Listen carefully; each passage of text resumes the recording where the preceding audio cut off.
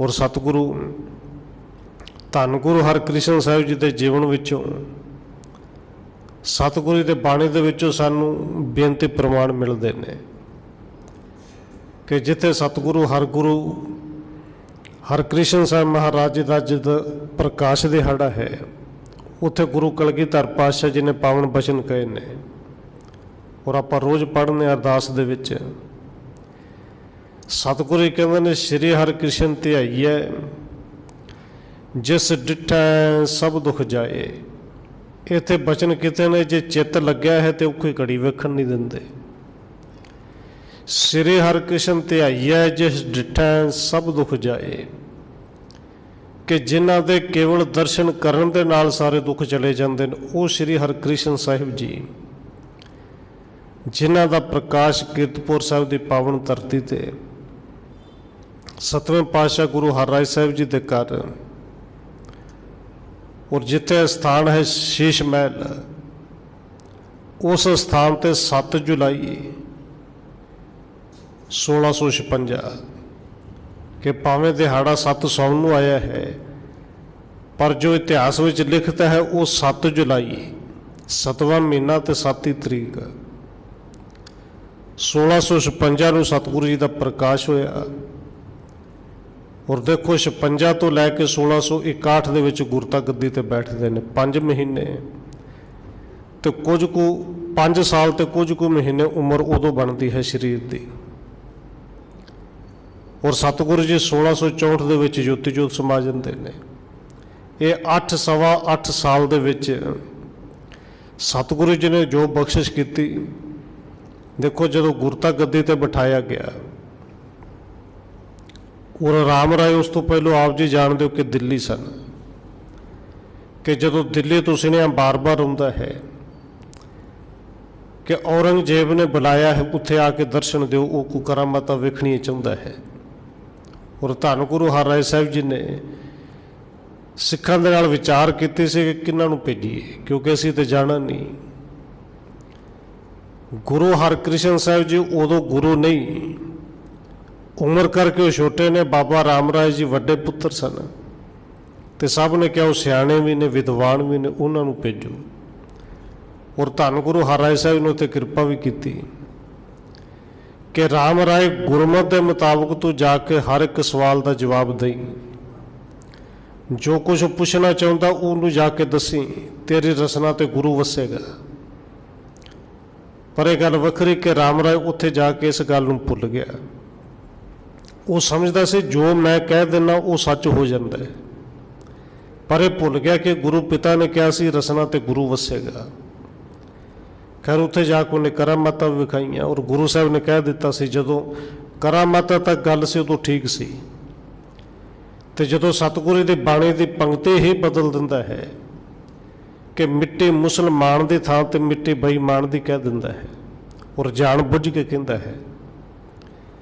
तो गुरु साहब जी कहते हैं जेडे गुरु की बाणी नूं बदलते हैं सिर्फ इस करके कि मैनू वडियाई मिले तो किसी को खुश करना है, फिर साडा उन्हां नाल नाता ही कोई नहीं, रिश्ता ही कोई नहीं। और सिखां नूं कह दिता सी भाई इनके मूँह नहीं लगना, उत्थे हुक्मनामा लिख के भेज दिता सी, जिधर मूँह है उधर चला जा, पर वापस साडे कोल ना आई। इधर धन गुरु हरकृष्ण साहिब जी नूं गुरता गद्दी दिती। और क्योंकि हर वेले हर समय दे विच सारे लोग इक्को जिहे नहीं हुंदे, उदों बहुत सारे लोग सन जिहड़े तर्क करते सन कि इन्नी छोटी जी उम्र दे विच कोई गुरु बन सकता है। गुरता गद्दी ते जिथे बिठाया है इन्नी उम्र च किसी नूं की पता है। पर ये लोग की कहते हैं उन्होंने एक पासे छड्डो, क्योंकि सतगुरु जी ने बाणी दे विच सानूं उदाहरणां बेनती दित्तियां ने। जदों उदाहरण देंदे ने देखो नाम जपना है, बंदगी करनी है, तो रूहानियत दे नाल शरीर की उम्र का कोई संबंध नहीं। क्योंकि शाम के इतिहास में कथा भी चलती, आत्मा रब का परमात्मा का रूप है, तो आत्मा छोटी वड्डी नहीं हुंदी, आत्मा जमती मरदी नहीं, शरीर के नाल इनका संबंध ही कोई नहीं। और सतगुरु जी तो जो उदाहरण देंदे ने नाम जपना है तो कहते हैं नाम जपो जी ऐसे ऐसे ध्रुव प्रहलाद जप्यो हर जैसे, और ध्रुव की उम्र का भी जिक्र किया कि उनकी उम्र कितनी कुछ सी जी। बंदगी करने वाले क्योंकि शरीरों के नाल जुड़े हुए नहीं, उत्थे सतगुरु जी ने पावन वचन कहे कि 5 वर्ष बरख को अनाथ ध्रुव बारक, हर सिमरत अमर अटारे। सिमरन करन करके वो 5 साल का जे अमर हो गया, तो इस घर दे विच ते शरीरां दी गल ही कोई नहीं। इत्थे ते जोत उही है जो धन गुरु नानक साहिब दे विच सी। इत्थे ते 5 साल का भी गुरता गद्दी ते बैठ सकता है। तो जिन्होंने गुरु साहिब जी बाणी विच ये भी कहते हैं 60 के बुढ़ेपा है, और जिन्होंने ये भी कहा जाता है कि इस तो बाद उन्होंने मत हिल जाती है, 70 का मतहीन। उत्थे जो गुरु की कृपा हो फिर शरीर की गल नहीं, उत्थे कहते 74 साल का गुरु भी बन सकता है, धन गुरु अमरदास जी। और भाई साहब भाई गुरदास जी ने ये 3 उदाहरण दे के लोगों को समझाया भी जदों गुरु की वडियाई गुरु की जोत वेखनी होवे फिर शरीर छोटा होवे या वड्डा होवे, क्योंकि शरीरों की इत्थे गल ही कोई नहीं। ताई भाई साहब भाई गुरदास जी ने पावन बचन कहे सन 6वें पातशाह के बाबत कि जदों वो गुरता गद्दी ते बैठते हैं कहते फर्क कोई नहीं, अर्जन काया पलट कै मूरत हर गोबिंद सवारी। 6वें पातशाह जी गुरता गद्दी ते बैठते हैं, उम्र उन्होंने उदों 11 कुछ साल की है। 10वें पातशाह जी गुरता गद्दी ते बैठते हैं, उम्र उन्होंने भी 9 कुछ साल की है। और 8वें पातशाह के शरीर करके उम्र भावें 5 साल लोगों ने तर्क किया, पर भाई साहब ने बड़िया सोहणियां 3 उदाहरण दित्तियां। कहते देखो कई बार देखने च कोई चीज़ लगती बड़ी छोटी जी, पर ये जिन्होंने परख है जानते उन्होंने उदाहरण दी कि कोई कीमती मोती होवे हीरा होवे, वो हाथ 'च फड़िया किड्डा को लगता जी, बिल्कुल छोटा जिहा है। तो जदों तक नहीं किसी को समझो ना कहना छोटा जिहा तो है, पर जदों किसी पारखू के कोल लैके जाइए जवारी के कोल लैके जाइए तो भाई साहब जी कहते हैं हो सकता छोटा जिहा 2 उंगलों में फड़ के तू लै जाए, पर जदों उनकी कीमत पाई जानी ना हो सकता कई बोरियां भर जान तेरे तो चुकियां भी ना जान। इत्थे गल शरीरां दी नहीं, भाई साहब ने दूसरी उदाहरण दी। कहते देखो जिवें कोई हुंडी उदों लिख के देंदे सन, अज की भाषा में उन्होंने चैक कह लीए। हुण चैक छोटा जिहा कागज़ उन्होंने भार की है, उनके तो रुपया 100 लिख के भर दो, करोड़ लिख के भर दो, 10-50 करोड़ लिख के भर दो, कागज़ का भार तो कोई नहीं ना जी। वेखण नूं किसे कहना कागज़ है, पर भाई साहब जी कहते हैं जदों वो हुंडी अगे जाके उनकी कीमत लवेगा ना तो देख हो सकता तेरे घर इन्ना भर जाए कि घर में रखने की थां भी ना हो, क्योंकि बाहर दियां शरीरां दियां ते इत्थे गल ही कोई नहीं। भाई साहब जी कहते हैं उत्थे उदाहरण देंदे ने बीज बोड़ का देखो कितना कू है, खसखास के दाने जिन्ना छोटा जिहा है, आकार करके तो बिल्कुल छोटा है, पर जदों उन्होंने बीजा जाए उगे किड्डा वड्डा बोड़ ते किड्डा फैलदा हो। ये तो जदों समझ लगे फिर पता लगना कि ये जोत की वडियाई किड्डी वड्डी है। उत्थे भाई साहब ने जिहड़ी गुरमत की गल समझाई ये कि गुरु शरीर नहीं, गुरु गुरु का ज्ञान गुरु का शब्द है, तो गुरु का सिख गुरु के बचनों नूं ही कमाउंदा है, तो गुरु के बचन हमेशा ही वड्डे ने। उत्थे भाई साहब ने 3 उदाहरण दित्तियां। कहते जैसे बार बंद हुंडी लागत न कश भार कश, हुंडी कहते करके दे दी उनका केड़ा भार है। और उस तो पहलों पावन बचन क्या कहते जैसे हीरा हाथ में तनक सा दिखाई देत, छोटा जा विखाई दिंदा है, पर कहते आगे जाए पायत लक्ष्मी अपार जी, हुंडी की लक्ष्मी अगे जाके मिलती है तो उस हीरे की कहते ने मोल किए ते दमकल भरत भंडार जी, हीरे का मुल जो पैंदा फिर भंडारे भर जाते हैं। हुंडी की कीमत जो पैंदी घर माया माया हो जाती है, और तीसरी उदाहरण इस तरह देंदे ने कि जैसे बट बीज अत सूक्ष्म स्वरूप होत बट बोड़, कहते जैसे बट बीज अत सूक्ष्म स्वरूप होत बोए सब विद करे बिरखा विस्तार जी। कहते ने इस तरह तैसे गुर के बचन गुर सिखण में, गुरु के सिखां दे विच ते वडियाई गुरु के बचनों की है, गुरु के शब्द की है। तैसे गुर बचन गुर सिखण में कहता जानिए तो महात्म गए ही हर द्वार जी। गुरु के सिख ते गुरु के बचनों के महात्म नूं जानते ने। लोगों ने उत्थे तर्क किया कि 5 साल च गुरु बनता है, और जान बुझ के कुछ ईरखालू लोगों ने एक गरीब या ब्राह्मण कि जिन्हों कोड़ का रोग है, जदों धन गुरु हरकृष्ण साहिब जी की भाल की जाती है तो जान बुझ के उस कूड़ी नूं अगे सुट देंदे ने कि इत्थों लंघ के जाना है, पता लग जाएगा जे तो ठीक कर देने तो नहीं तो ताड़ियां मार के हसांगे कि देख लो गुरु। और तमाशा देखने लिए पिछे हट के देखते भी ने।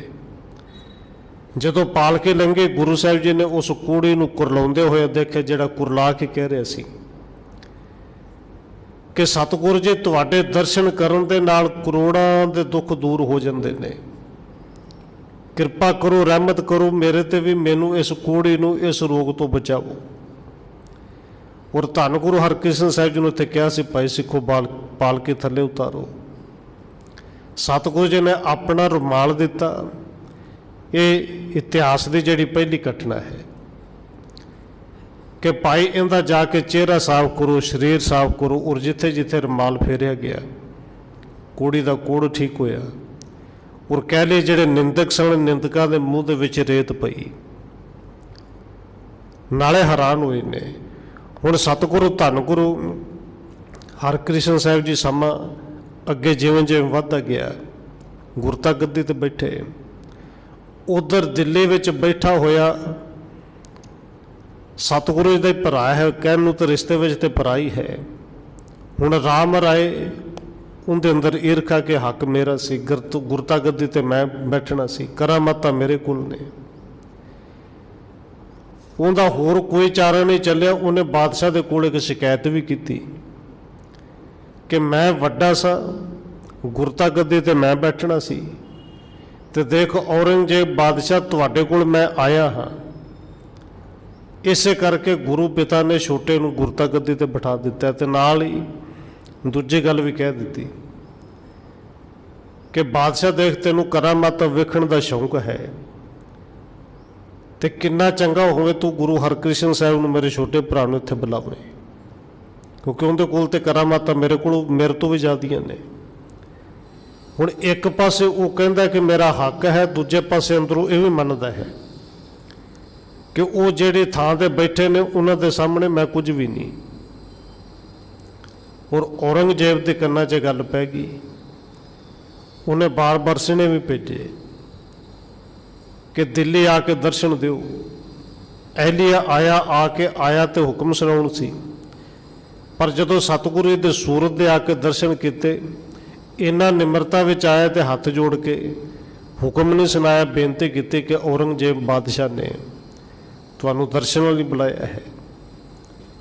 और धन गुरु हरकृष्ण साहिब जी ने भरी सभा दे विच उन्होंने कह दिता सी, जाके कह दी कि साडे गुरु पिता का हुक्म है, न है मलेश को दर्शन दे है, असीं उस मलेश नूं दर्शन देने नहीं, तो उनकी शकल असीं वेखना नहीं चाहुंदे, असीं दिल्ली आउणा नहीं।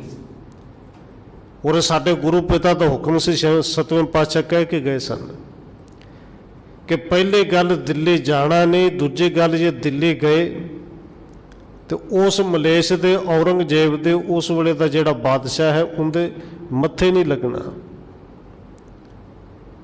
एहलिए वापस चले गए। हुण औरंगजेब ने उत्थे जय सिंह राजा है, ये आप जी जानते हो, कुछ गुरु घर दे विच श्रद्धा भी रखता है। उतों कहते ने जय सिंह आया, आप चल के आया, तो कुछ इतिहासकार तो यह भी मनते हैं कला आप नहीं, कुछ सिखां नूं भी नाल लैके आए। असीं आके बेनती की सतगुरु जी कि दिल्ली विच भी आप जी दे सिख संगतां ने, जे उस बादशाह नूं नहीं मिलना तो ना सी घट्टो घट्ट दिल्ली ते आओ, संगतां नूं ते दर्शन दिओ। और संगतां नूं दर्शन देण वास्ते सतगुरु जी कहंदे ने भाई जरूर चलांगे। पर जै सिंह राजे नूं नाल इह गल कह दित्ती सी, देख उस बादशाह नूं मिलाउण दा यतन ना करी, क्योंकि सतगुरु जी जाणदे ने बादशाह दे नाल उनदा आउणा जाणा तो है ही है, तो भावें राजा पर है तो उस बादशाह के अधीन ही। इतों सतगुरु जी तैयारी करते हैं कीरतपुर साहब तो, संगतां सतगुरु के नाल चलदियां ने। कीरतपुर साहब तो निकल के गुरु साहब ने डेरा किया, बाकी संगतां नूं सतगुरु जी ने हुक्म किया कि भाई तुसीं वापस जाओ। कुछ कुछ संगतां नाल लैके गुरु साहब जी चले। जदों रोपड़ पहुंचे कि उधरों कुछ काबल दियां कंधार दियां संगतां आईयां, कीरतपुर साहब पहुँचदियां ने कि सतगुरु जी के दर्शन करने ने। इतों पता लगता कि गुरु साहब जी तो दिल्ली नूं जा रहे हैं और हजे बहुती दूर गए नहीं होने। एक सिख ने जऊं घोड़ा भजाया, संगतां भी चल पईयां। सतगुरु जी रोपड़ पहुँचते हैं, इत्थे जाके सिख मिलिया कि सतगुरु जी संगतां कंधार तो चल के आईयां ने, किरपा करो उन्हां दे वास्ते उन्हां नूं दर्शन दिओ। और गुरु साहब जी उत्थे डेरा करते हैं कि रात रोपड़ रुके, उत्थे संगतां नूं दर्शन देने वास्ते रुके। संगतां ने दर्शन दे दारे कीते, बचन बिलास होए और सतगुरु जी ने उत्थों भी संगतां नूं वापस मोड़िया। अगला पड़ाव जी जानते हो कि अंबाले दे कोल पंजोखरा साहब होया। और इत्थे कहंदे ने कुरुक्षेत्र की धरती ते रहन वाला सी लाल चंद पंडित। और ये लाल चंद वही सी कि जिहड़ा धन गुरु नानक साहब जी नूं लालू पंडित मिलिया सी ना, कुरुक्षेत्र जदों गुरु साहब जी गए ने सूरज ग्रहण के मेले ते, ये उनका दोता है जां उनके कोई अगे रिश्तेदार है। ये कुछ घोड़ियां दे काम जां किसी वपार इत्थे इस थां ते आए से। और जदों इन्हें दर्शन किते ते तर्क इन्हें भी कीती, हस पिया। विद्वान बड़िया सी, पढ़िया लिखिया सी। और सतगुरु जी ने कृपा करके पावन वचन कहे ने, देखो पंडित होना, पंडित का अर्थ विद्वान होना बड़ी चंगी गल है, पर जे पढ़ाई हंकार बन जे, पढ़ पढ़ के अंदर हुमे आ जे, तो उन्होंने गुरु साहब ने पावन वचन भी कहे ने, पढ़िया मूर्ख आखी है जिस लब लोभ अहंकार। क्योंकि पढ़िया जिहड़ी पढ़ाई है, विद्या है, तो एक तरह का दीवा है। और सतगुरु जी ने पावन वचन कहे ने, बाबा कबीर जी कहते हैं कि यह ज्ञान का दीवा हथ विच लैके दीवे का काम से अगे राह विखाउणा, पर दीवा हथ विच फड़ के फिर जान बुझ के कोई खूह च छाल मारे कि दीवा हथ च विखाया लोगों नूं राह विखा रहा है। और दीवे के थले हमेशा ही हनेरा हुंदा है कि आप खूह च छाला मारे, खड्डियां च डिगे, तो कोई सियाणी गल थोड़ी है।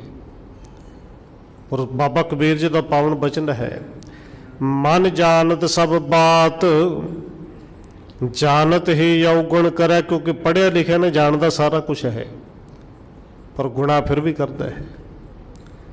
कहते मन जानत सब बात, और ये केवल धार्मिक लोगों की गल नहीं, ये भावें राजनीतिक होण, भावें समाजिक लोग कोई भी हो, पढ़िया लिखिया है जिहड़ा। देखो हुण पढ़ा लिखा जिहड़ा डॉक्टर है, किते थोड़ी पढ़ाई की। किहड़ा है जिन्हों नहीं पता कि रिश्वत लैना कला जुर्म ही नहीं, बड़ा वड्डा पाप भी है। पर सारा कुछ हो रहा है ना, सारे इक्को जिहे नहीं, सारे मूर्ख नहीं, सारे रिश्वत लैण वाले नहीं, पर बहुत सारे तो है ना। और बाबा कबीर जी कहते हैं, इवें दा दीवा जे हथ च पढ़िया होवे ज्ञान का, आप खूह च छाला मारे तो फिर सियाणा थोड़ी है। मन जानत सब बात जानत ही अवगुण करे, काहे के कुशलात हाथ दीप कुएं परै। इस सियाणप थोड़ी दीवा फड़ के खूह च डिगे।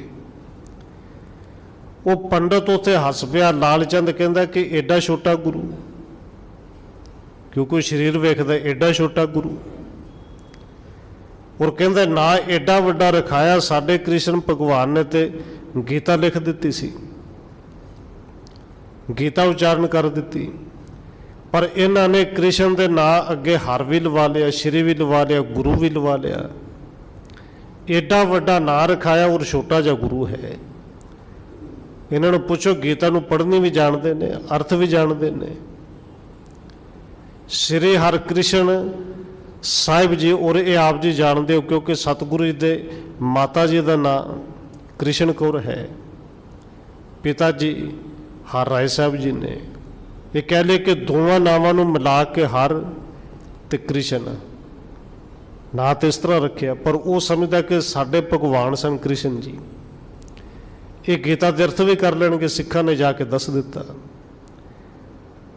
कि इस तरह कोई पंडित आया, वो कहता कि मैं गीता के अर्थ सुनने ने, और सतगुरु जी उस पंडित नूं कहते ने लालचंद अर्थ असीं करने नहीं। और लालचंद फिर हस पिया कि मैनू तो पहलू पता से एडा छोटा गुरु अर्थ थोड़ी कर सकता है। सतगुरु जी भी हस पे कहते लालचंद जी अर्थ करनों असीं कर देंगे, पर जे असीं अर्थ किते तेरे अंदर दा शंका फिर नहीं जाना, तू फिर समझना है कि शायद गुरु घर दे विच जन्म लिया है तो धार्मिक कुछ किताबां कुछ ग्रंथ गीता पढ़ा दिता होना है, याद करा दिता होना है। किहड़ी वड्डी गल है। अर्थ असीं नहीं, अर्थ तू कोई भी पिंड चों बंदा लाया जिन्नू कहेंगा, जिंदे इत्ते हथ रखेगा, अर्थ असीं उहदे तों करा देंगे, क्योंकि शंका ते तां ही जाना। उरे बड़ा खुश है कि मैं एडा वड्डा विद्वान ते इवें दा किहड़ा जिहड़ा गीता दे अर्थ कर देगा। और कहंदे पिंड विचों फड़ के लिया छज्जू चूर नूं, कहा जांदा सी कि वो बोला भी सी तो उहदे तो बोलिया भी नहीं सी जांदा। पर जदों गुरु साहब के चरणों में लैके आया और मन दे विच इह सी कि सारिਆਂ ਦੇ सामने इनू तो गीता पढ़नी नहीं आउणी, अर्थ ने की करने ने, कि जिहड़ी गल मैं चाहुंदा सा गुरु साहब की तो इत्थे बदनामी पूरी होवेगी कि एडा छोटा गुरु हो ही नहीं सकता। पर सतगुरु जी जदों छज्जू चूर सामने आउंदा तो सतगुरु पुछदे ने लालचंद जी पंडित जी इहदे तो अर्थ कराउणे ने, तो पंडित बड़े हंकार विच हसदा होया कहंदा हाँ जी इहदे तो कराउणे ने। और सतगुरु जी ने जिहड़ी छड़ी रखी, देखो भावें गल छड़ी दी है पर वो गल निरे छड़ी दी नहीं, असल में छड़ी दे विच जिहड़ी गुरु साहब की बख्शिश है वो बरकत उन्हां दे बचनां दी ना। और भाई साहब दी वो उदाहरण आपां पहलों लैके चले कि गुरु साहब दे सिख ते गुरु दे बचनां नूं ही कमाउंदे ने, वो शरीरां वाले पासे जांदे ही नहीं। सतगुरु जी छड़ी रख के कहंदे ने भाई गीता दे अर्थ सुनना चाहुंदा सुनाओ। और कहंदे छज्जू ने वो अर्थ किते, गीता के श्लोक भी पढ़े, तो जदों अर्थ किते एक एक शब्द के 11-11 अर्थ कर दिते। उस लालचंद की नीवी पै गई जिन्हें रट्टा ला के केवल एक शब्द का एक एक अर्थ मसा याद किया सी, कि एक एक शब्द के 11-11 अर्थ और कईयां दे इस तो भी ज़्यादा किते। उत्थे लालचंद की नीवी पई, बहुत सारिया संगतां नाल आईयां। सतगुरु धन गुरु हरकृष्ण साहिब जी ने इत्थों भी संगतां नूं वापस भेजिया। कुछ कुछ संगतां नहीं यार नाल जिहड़ियां नाल जाना सी। सतगुरु जी दिल्ली पहुँचते ने और दिल्ली जाके जय सिंह राजा जिहड़ा है वो जिथे अज सतगुरु जी का वो बंगला है, बंगला साहिब असल में राजे का बंगला सी, घर सी, साहिब के चरण पै गए, वो बंगला साहिब बन गया। औरंगजेब कित्थे रहिंदा सी, नामो निशान मिट गया है। पर जिथे गुरु साहब के चरण पे सा धरती पई हरियावली, जिथे मेरा सतगुरु बैठा जाए और ऐसी हरी भरी हुई रहिंदी दुनिया तक वो इसी तरह रहनी है। राजे के मन में आई कि सतगुरु जी घर लेके जावां। और इस आखे आप जी जानते भी हो कि सतगुरु जी राजे के महलों में जाते हैं और एक छोटी राणी जिंदे मन में थोड़ी जी ये आ गई कि एडा छोटा गुरु हो सकता है। कवि संतोख सिंह जी तो यही लिखते हैं कि राणी के मन में आई पर कुछ विद्वानां दा मनना है असल विच इत्थे भी औरंगजेब दी एक चाल सी कि गुरु साहब ने पहलों कह दिता मैं दर्शन देने नहीं, ते जे ते राणी नूं ना पछाणिया लंघ गए तो फिर मैं भी कोई ना कोई भेष वटा के दर्शन करावांगा, गलबात कर लवांगा। पर जदों कहंदे सतगुरु जी गए, उस राणी दे मन विच सी कि जे सचमुच गुरु ने तो ये मेरी गोद विच आके बैठण। गोलियां वाले कपड़े पाए, गोलियां की लैन च बैठ गई। और सतगुरु जी लंघते गए, जदों राणी दे कोल गए, दो बचन कहे सन कि देख राणी हो के गोलियां वाले कपड़े पा के बैठी है, कि किते वड्डे पूरबले भागा करके तेनू राणे दे नाल राजे दे नाल मिलाप होया, एडा वड्डा घर मिलिया, परिवार मिलिया। पर जिवें भेस बिठा के बैठ गई, जे कर्म चंगे ना होए, कर्म चंगे ना कीते हुण भी, तो फिर गोलियां तो भी निखिद्ध जीवन मिलेगा। तो दूसरी गल कही, देख राणी कि तू तो गुरु की परख कर ली, पर जो गुरु ने परख करनी है फिर विरले पास होंदे ने। उत्थे राणी दे शंके भी निवृत्त किते। और धन गुरु हरकृष्ण साहिब जी जेडे औखी घड़ी नहीं देखण दिंदे, ये भी समा आया कि औरंगजेब जेड़ा है बाहर आके खलोंदा है कि दर्शन दिओ। सतगुरु जी कहंदे ने दर्शन असीं देने नहीं, और इहदे मत्थे असीं लगना कोई नहीं। ये कई बारी आया पर वापस चला गया। हुण इत्थे कहंदे ने कि औरंगजेब ने फिर गल कही सी कि जे दर्शन नहीं देने राजा जय सिंह, फिर गुरु साहब नूं ये कहो कि मेरे वास्ते कोई उपदेश ही दे दिओ, कि मेरा राज भाग इस तरह चलता रहे, कोई उपदेश ही दे दिओ। और उत्थे इतिहास दे विच लिखिया कवि संतोख सिंह जी ने इनू नोट किया है कि सतगुरु जी के पावन बचन गुरु साहब ने फिर उदों के कागज़ पर लिख के दिते, शब्द लिख के दिता कि औरंगजेब नूं जाके समझा दो, पढ़ लेगा कि क्या खाधे क्या पैदा हुए, जामन नहीं सच्चा सोए। भी जे वो अकाल पुरख वाहिगुरु मन विच नहीं, जिन्हों तू खुदा कहना कि मैं खुदा दे बंदगी करने वाला, और इतों तक अपने आप को कहता सी मैं अपनी रोजी रोटी राज भाग दे विचों खाता ही नहीं। टोपियां उण के कपड़ा बना के किसी ढंग नाल उहदे च जो कुछ मिलता सी रोटी उही खांदा सी। और वैसे सारे गरीबां दा खून निचोड़ निचोड़ के खजाना भरदा है। सतगुरु जी कहंदे ने औरंगजेब इवें दा खाधा होया, इवें दा पाया होया किहड़े काम, कि जे रब चेते नहीं। और पावन पंक्तियां सन, क्या मेवा क्या घ्यो गुड़ मिठा, क्या मैदा क्या मांस। अपने वो बड़ी सुचमता नाल खांदा होवेगा कि ये खाना पाप है, ये खाना पुण्य है। और सतगुरु जी उत्थे नबेड़ी कर दिते, कहंदे कि घ्यो की गुड़ की मिठा की मांस की मैदा, जे रब चेते नहीं तो सारा कुछ ही पाप है। ये सारा कुछ खादा होया तेरे किहड़े काम। उत्थे सतगुरु जी ने पंक्तियां लिख के भेजियां, कहंदे क्या कपड़ क्या सेज सुखाली कीजै भोग बिलास, क्या लश्कर क्या नेब खवासी, आवे महली वास। ते अखीर ते कृपा करके लिखी पंक्ति, कहंदे नानक सच्चे नाम बिन सब्बे टूल विनाश। जे नाम नहीं तो सब कुछ जिन्ना मर्जी मानदा भोग लै, एक दिन सारा कुछ नाश होना है। उत्थे औरंगजेब नूं उपदेश दिता। और ये समा आया कि जिथे ये पंक्ति अज शुरू की, औखी घड़ी ना देखण दे, चेचक की बीमारी फैल गई। और चेचक की बीमारी का सतगुरु धन गुरु हरकृष्ण साहिब जी आप जाके दवाई देंदे ने, अपने रमाल दे नाल कईयां दे चेहरे पूंजदे ने। और बीमारी केवल थोड़ी नहीं सी, महामारी घोषित की गई सी। और बीमारी भी छुआछूत दी है। धन गुरु कलगीधर पातशाह ने जेडे बचन कहे और जेडे से बचन रोज पढ़ने, श्री हरकृष्ण ध्याई है। जिस डिठा सब दुख जाए, जिन्हों के दर्शन करने वाले चेचक वर्गे भी रोग दूर हो गए। और देखो इत्थे भी किंतु करने वाले करते हैं कि गुरु साहब नूं ते आप इलाज करते करते चेचक हो गया। सतगुरु के दर्शन करके तो लोगों के रोग दूर होंदे ने, पर जे चेतक तन उत्ते होया, ये सतगुरु जी की अपनी खेड है। सतगुरु धन गुरु हरकृष्ण साहिब जी नूं जिन्हां ने ध्याया, जिन्हां ने दर्शन किते, फिर गुरु का ये बिरद है, सुभाव है कि वो उन्हां नूं औखी कड़ी वेखण दिंदा नहीं। सतगुरु नूं चेचक होया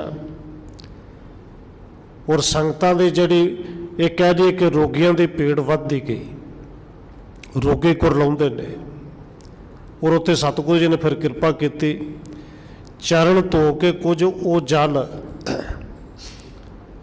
उत्थे सतगुरु जी ने बच्चा बनाया, और अज भी आप जी दर्शन करते उस तरह है। वो जल उहदे च पाया कि जिंदे नाल रोगियों के रोग दूर सतगुरु जी ने किते। ये केवल पंक्ति कही नहीं, जिन्हां ने वो केवल चरना का वो जल जा वो कह लीए कि पानी ही जिन्हां नूं नसीब हो गया, उन्हां दे दुख कट्टे गए। और धन गुरु हरकृष्ण साहिब जी अज उन्हां दा प्रकाश दिहाड़ा है। इस तरह वो 8 कुछ साल के शरीर की आर बला, ते अंत समय जदों ज्योति जोत समाउंदे ने, पावन बचन करके जाते हैं, बाबा बसे ग्राम बकाले, वो धन गुरु हरकृष्ण साहिब जी नूं जिन्हां ने ध्याया, ते सतगुरु जी धन गुरु अर्जन देव जी अज कहते हैं वो मेरे गुरु का रब का बिरद ही ऐसा है। फिर वो औखी कड़ी कदे वेखण दिंदा नहीं। हाथ दे राखे अपने को